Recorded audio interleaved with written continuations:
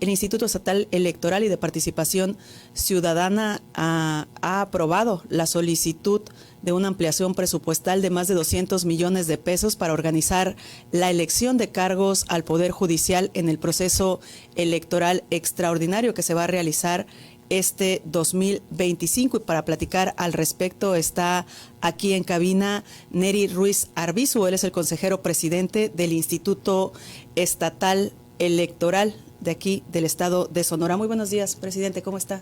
Muy buenos días, Karen, un saludo a los radioescuchas. Pues aquí, atento. Pues se ha dado apenas esta aprobación de la solicitud de más de 200 millones de pesos para organizar este proceso extraordinario electoral. Ya una vez que está aprobado, va a pasar al Congreso del Estado para su aprobación. ¿Qué es en lo que se va a destinar estos 200 millones de pesos, consejero?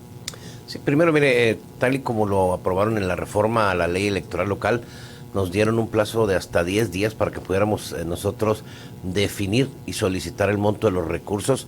Es decir, nosotros tuvimos que hacer una presupuestación en donde estamos contemplando, pues ahora sí, todo lo necesario, y así lo señala la propia iniciativa de la ley, lo estrictamente indispensable y necesario para el desarrollo de la jornada.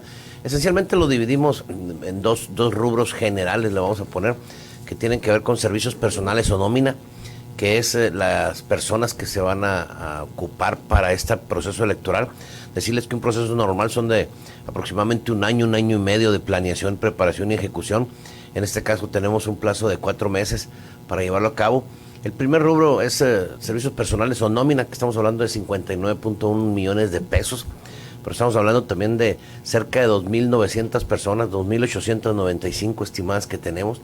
Y el otro concepto son 148 millones aproximadamente para materiales y servicios, en donde los rubros más, digamos, más grandes vienen siendo la documentación, el material electoral, sistemas informáticos, equipos, etcétera, más gasolinas, viáticos, etcétera, ¿no? Pero aquí este presupuesto fue elaborado con base en proyecciones de el número, por ejemplo, de casillas a instalar, en donde el Instituto Nacional Electoral tiene un estimado de instalación del 43.5% de las casillas. Nosotros lo hicimos con esa base, en donde en Sonora, en lugar de 3.900 que se instalan para un proceso normal, estamos hablando de que cerca de 1.694 casillas son las que se tienen estimadas. Y eso es lo que nos da un presupuesto en donde también hay que ver los rubros. Mucha gente nos dice, bueno, es que ese dinero, ¿qué es lo que sucede? Hay mucho de eso que es inversión. A ver, los materiales que utilizamos en este proceso electoral, que vamos a utilizar en caso de que se nos apruebe, y ahorita hablamos de esa parte, serían reutilizados en los siguientes procesos electorales. Nosotros tenemos una recuperación de arriba del 80% de todo lo que ocupamos de los materiales. Entonces, hay cuestiones que son una inversión que se va a volver a utilizar. El caso de equipos de cómputo, sistemas de cómputo, etcétera, son gastos que se reinvierten, digámoslo así. Entonces, ese es a grosso modo, Karen, los rubros. Es un presupuesto, ahora sí que contempla aspectos como, por ejemplo, pagos que se hacen al Instituto Nacional Electoral por tener una casilla única. Hay varios conceptos ahí en términos generales. Presidente, ¿ya hubo un acercamiento con los diputados? ¿Ya se ha platicado con ellos acerca de esta solicitud que están realizando? Sí, mire, como parte de las formalidades que se hacen, nosotros aprobamos en el Consejo General el día jueves 23 de enero esa solicitud de ampliación presupuestal, porque esa es la vía correcta, y la mandamos tanto al Ejecutivo y la Secretaría de Hacienda como al Congreso del Estado, y son ellos quienes van a definir. Se supone que cuando ya hay una iniciativa de reforma constitucional y legal, se da una viabilidad financiera, es decir, se hacen estimaciones que los trabaja Secretaría de Hacienda junto con el Congreso, y en donde ya nomás nosotros hacemos la presupuestación más precisa, más exacta, y esa fue la que enviamos. ¿Qué pasa?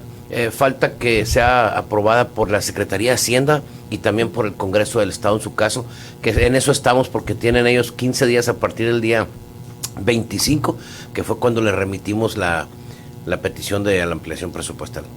¿Qué diferencia hay con un proceso ordinario, con esta nueva reforma que se dio en el Poder Judicial? ¿Cuál va a ser lo diferente que vamos a tener en estas elecciones, aparte de que son personas del Poder Judicial y no son candidatos a una elección? Van a ser candidatos y candidatas, eso es algo normal. Es un proceso totalmente distinto, es algo inédito, Y empecemos porque, por ejemplo, no hay la participación de los partidos políticos. No pueden ellos participar directamente en el Consejo General del Instituto, pero tampoco haciendo campañas a favor o en contra de candidatos o candidatas. No puede haber la utilización de recursos públicos ni del partido ni del gobierno, por ejemplo. Esa es una de las diferencias. La otra, estamos hablando de que en un proceso ordinario tenemos, por ejemplo, 3 elecciones en el caso de la gubernatura, diputaciones y ayuntamientos, o en caso intermedio, como fue el proceso pasado, el 2023-24, nada más las elecciones de las diputaciones y los ayuntamientos. Entonces estamos hablando de 2 o 3 elecciones. En este caso vamos a hablar de 4 elecciones. Y el número de boletas se incrementa. El proceso pasado fueron casi 4.949.000 boletas. Ahorita estamos estimando cerca de 8 millones de boletas. Hay muchísimas diferencias, pero esencialmente aquí es un proceso donde hay otras formas de designar o de llegar a definir cuáles son los candidatos y las candidatas. En el proceso electoral normal le toca al instituto toda esa actividad. Ahora será dividida a través de los comités de evaluación y de los 3 poderes, quienes el día, por ejemplo, 20 de marzo, nos van a dar la lista de candidatas y candidatos, y ya nosotros las vamos a impactar en las boletas y vamos a listar todo ese material y boletas para que el día 1 de junio se elijan. Los cómputos son distintos, las boletas son un poco distintos, hay pequeñas diferencias ahí. Ya hemos visto algunos diseños de las boletas para esta elección a nivel federal. ¿Ya se tienen algunos bocetos a nivel estatal de cómo serían las boletas? Sí, estamos esperando nada más que se defina de manera clara la boleta para jueces. Mire, aquí hay 4 elecciones, Karen. Estamos hablando que en Sonora va a haber una elección para los magistrados y magistradas del Supremo Tribunal de Justicia, que son 3 cargos. Esa es una boleta, le vamos a llamar, ¿no? Luego habrá otra para 5 personas que integrarán lo que es el Tribunal de Disciplina Judicial. Esa es la segunda boleta. Habrá una tercera boleta de magistraturas de los tribunales regionales de circuito. Esa es la tercera boleta. Ahorita esos ya tenemos diseños y bocetos, ya se están trabajando, ya estamos ajustándolos para tenerlos listos para aquí, para Sonora, pero el Instituto Nacional Electoral todavía no define uno, que es uno de los más importantes, que viene siendo para jueces y juezas. Entonces esa boleta está pendiente, y que es cuestión pues nada más de logística, pero a la vez definirla es muy importante con tiempo, porque tendremos que hacer una difusión de cómo es que la gente deba votar. Tendremos que preparar los sistemas de cómputo para votar con esas boletas, para capacitar a los trabajadores que van a estar en las casillas, etcétera. Eso es importante tenerlas con tiempo. ¿Entre cuántos candidatos vamos a tener que elegir? Son 2 ámbitos, y el primero que hay que entender es, en el ámbito federal va a haber 6 elecciones. Es decir, se van a elegir ministros y ministras de la Suprema Corte de Justicia de la Nación, hay 9 cargos ahí. Luego habrá también los del Tribunal de Disciplina Judicial Federal, que son 5 cargos también. Después tendremos ahí una figura en donde se van a elegir a magistrados de la Sala Superior del Tribunal Electoral del Poder Judicial de la Federación. Y también se van a elegir, esa es la cuarta, a los magistrados regionales del Tribunal, de caso aquí es Sala Regional Guadalajara, el Tribunal Electoral. Y luego tenemos a los magistrados de circuito y jueces de distrito.